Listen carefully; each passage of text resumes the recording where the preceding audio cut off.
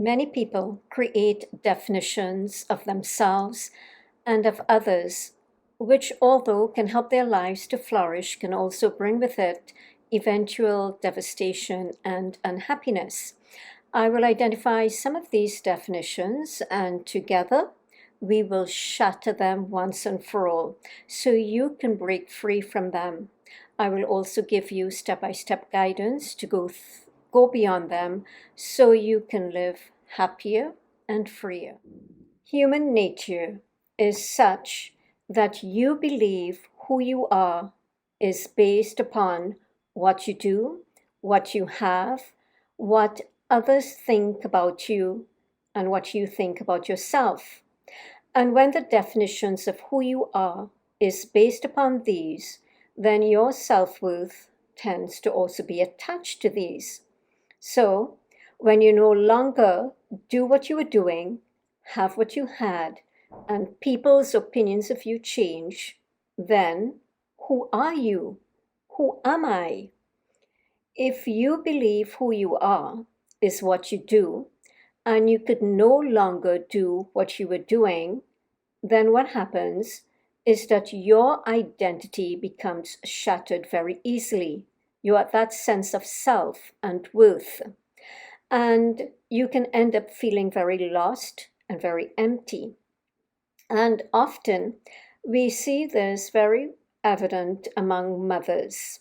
And I choose mothers because traditionally they're the ones who tend to take care of their children, drop them off to school, take good care of them, take them to activities, and their whole lives tend to be absorbed in bringing up their children. And we also have fathers who do this, and it's not restricted just to mothers who stay at home, but also mothers who work. And so when their children leave home and they grow up and they go out either to college, university, or even go out on their own, these parents end up being empty nesters. And when they become empty nesters, it's like they lose their sense of identity. Often these mothers don't know who they are anymore without their children, without running around and doing so much for them. And this is also evident in people who've had a lifetime career in a particular area and then they retire and they seem lost. They don't know what to do, how to find purpose and meaning in their lives. They don't know who they are because they were so strongly identified with their career. And it's not just a lifetime career. There are people who've held positions and have lost them, and they end up feeling lost. They don't know who they are. So, when who you are is also based on what you have, and you eventually lose it, whether it is due to a force of nature, due to decisions you made that brought about unfavorable outcomes, or somebody took it away from you, or it's just karma catching up, then who are you without what you had? You would end up being broken. You would feel cheated and denied. Your self worth and esteem and confidence would end up disappearing because these were all dependent upon what you had. You had millions, billions, you had beautiful homes, cars, and you no longer have it. So you identified strongly with that. Who are you? And not just the millions and billions, but they're also with just thousands. This happens to them also. And it is this experience is not limited only to physical stuff in that respect, material stuff like that. I can tell you I belonged to a meditation group and still belong to it. But for some years, due to certain circumstances, I was unable to be in the physical presence, in the physical presence with my fellow meditators and with the gurus. And I love those gurus. They're such peaceful, loving, calm human beings and full of wisdom. And I spent many beautiful moments after our meditation classes with gurus and have enjoyed spending that divine moments with them. And when the circumstances removed that from my life, I felt lost. I felt a bit broken, to be honest. And But it also gave me the opportunity to find a greater sense of self beyond this influence in my life. But I can tell you, if you build up an identity or a definition of yourself in this way, if you have to, then it's a very good one to do. But life needed me to figure this who I am, even without my meditation group, even without the gurus. When you believe who you are is who and what other people think of you, and what you think of yourself is dependent upon those people's opinions of you. And today they think good of you and you feel on a high, but tomorrow those same people change their minds and think the worst about you. What happens? You become shattered and unhappy. You tend to feel not good enough. You may have one person who may think something of you today, and then another person thinks something contrary of you, and another person something else, and so it keeps going. So when so many people have so many different opinions of you, then the question becomes, which one of these am I? Are you any? This is how we have been programmed by society to know ourselves. And everything you've been taught about who you are actually based on fickle ground, as you can see, because all the definitions can change in an instant. What you do, what you have, and people's opinions of you can change instantly and continuously. And when these definitions change adversely, you allow them to affect how you view yourself, and the opinion of yourself now becomes negative. You feel defeated, you're a failure, you're a victim. Many people would come your way to tell you who you are, who you should be, and who you should not be. These definitions are usually based upon roles and status, etc., as well as these people's own perceptions formed due to influences in their own lives, due to their life experience, due to their environment, culture, religion, and upbringing. And these could be different and even in opposition to yours. I knew someone, and I just want to share an example of this with you. I knew someone who actually once told me, Sandra, you are so intellectual. And she was saying it in a very derogatory manner to try to tell me, convey to me that I have an egoic identity with the fact that I was a CPA, a qualified CPA and a practicing CPA, as well as an author. And over time, this kept, being repeated to me, that I started to question myself.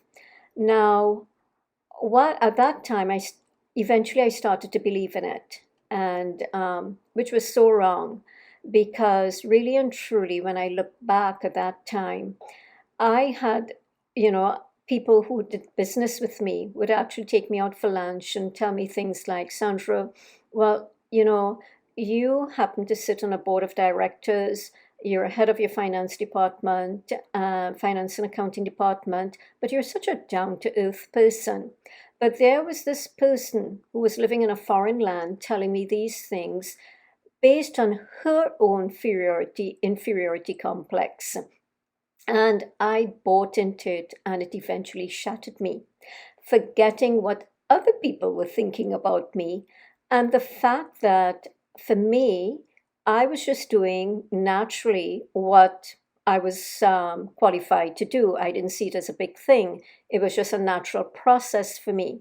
So that is why we have to be very careful. And the reason I'm sharing this story with you is because this person, even though we were born in the same country, we were actually brought up in a different environment, in a different family, different influences, and different upbringing. So that person's perceptions were clearly different to mine. Anyway, so that is why we have to be very careful what people impress upon us, their opinions, and what we choose to take away from it. Could you imagine if everybody has a different definition of you and you buy into it, you believe it, and it sinks in often enough and deep enough? You would end up becoming very confused and messed up, which in a way is what happened to me at a particular point in my life. You can even give up on yourself, and this can become very devastating, and it can create illness, mental illness, illness mentally, emotionally, and even and even physically in the body. And this is what you call suffering. So, how to put an end to this suffering in your life? Well, one of the first things I would say is at least start with claiming authority over your own life. Stop handing it over to other people, depending upon them to tell you who you are and whether or not you are good enough and whether or not you're a success or a failure. When you claim authority over your life, you'd become a little freer within. At least you have the opportunity now to become free within. You stop and examine and figure it out for yourself. Who are you? Are you improving in your qualities and state of being from yesterday to today? Okay, let's be realistic. From 6 months ago to this year, to right now, or from last year to this year. If each of us were to do this as a collective, we would experience a positive, transformative, soulful shift in phenomenal and divine ways. But this requires each of us as individuals to be courageous enough to look within, to have the insight and fortitude to fix and adjust ourselves so we improve. And the result would be that we'd become less miserable, happier, and our world would be a much better place. You determine the kind of person you want to be, the qualities you want to possess, how you want these to be expressed in the world. Look at where you are today and what you need to do to get closer to be the kind of person you want to be. And keep doing this self-check on an ongoing basis. You can listen to other people's opinions because I don't want you to become so arrogant and closed off, but listen, not just to be gullible. Analyze and determine any relevance and truth in it, any usefulness in the opinion.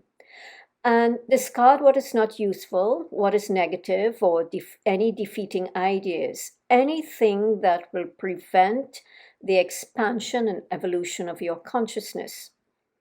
And I want to throw in this little piece here. In the developmental stages of a child, they need the opinions and guidance of their parents. But these must, in order for this to be healthy, these opinions and guidance must be based on high moral values, spirituality, and good character shaping. These must be the foundational basis for those opinions and guidance. So always be careful and alert to how you allow other people's opinions of who you are to affect you, because these are what are shaping your life. And this can happen so very subtly over time and can actually leave an indelible imprint on your psyche. And if this is negative, it will take you a very long and difficult journey to erase. As long as you seek to define yourself based on the outer, as long as you seek your identity based on the physical, believing this is who you are ending up setting up yourself for misery and to create misery for others. As long as you are seeking an identity with the outer to define you, you would not know who you truly are. So, to know who you truly are, you must let go of the outer, to seek the inner, to be able to go within. Because just about everything on the outer eventually fails you. When life requires you to transform, in other words, when your number has been called, it is your time to evolve to a higher state of consciousness, and you are not being heated. What happens? All the molds that you placed yourself in will get broken. All the false identities will end up getting shattered. So, when those molds get broken, welcome them, as these are for your good and your well being. Don't become shattered like the molds. Just know that this is a time for illumination to take place in your life, to know who you truly are within. So be you. Don't let others define who you are, as in the end, all identities must eventually drop to discover who you truly are. Go within and start asking some real and valid questions, such as, who am I really? Who am I without my body, without my thoughts, without my feelings and emotions, without my senses, without my roles that I play, without my status, without my titles and labels, without my belongings? Who am I really? Notice it says my, meaning all these are mine. They belong to me. And if they belong to me, then they are not me. So, who am I? To know who you truly are, start noticing, who is it that is behind that which reads silently, that which listens quietly beyond the noise of the mind? Pay attention and just watch at who or what reads, who or what listens, without judgments, without analysis.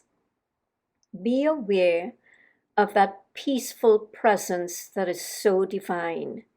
This presence is who you truly are.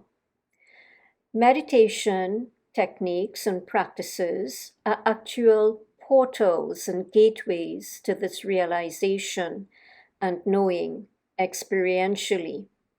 It is in the inner silence, while absorbed quietly in an activity such as reading or listening to a spiritual message or meditation, that you can touch on and get a little taste of who you truly are. When you know who you truly are in this way, beyond the mere physical, then you can go out into the world and engage in the physical, realizing very deeply that what you do is a role that you play, that what you have is to help you play that role, and the opinions of others are based merely on their worldly perceptions. And this will allow you to play your part here on earth, in this world, a little more gracefully, joyfully, peacefully, and even blissfully, seeing life more as a playfield now than a battlefield. This is freedom, freedom within. And this is what in Eastern teachings they call moksha, as you are free from the trappings of life, as you come to know who you truly are. I just want to leave you now with a beautiful quote, I believe, from on my website under the wisdom tab. And it goes like this: beneath the noise of the mind, there is a silence in which there is total awareness. In that space or state, all you know is simply that you are. I am. Not I am versus you are. Not I am this or not that. just simply I am. No definitions, no labels, only stillness, peace. May we all come to know who we truly are, to enjoy freedom within, true joy.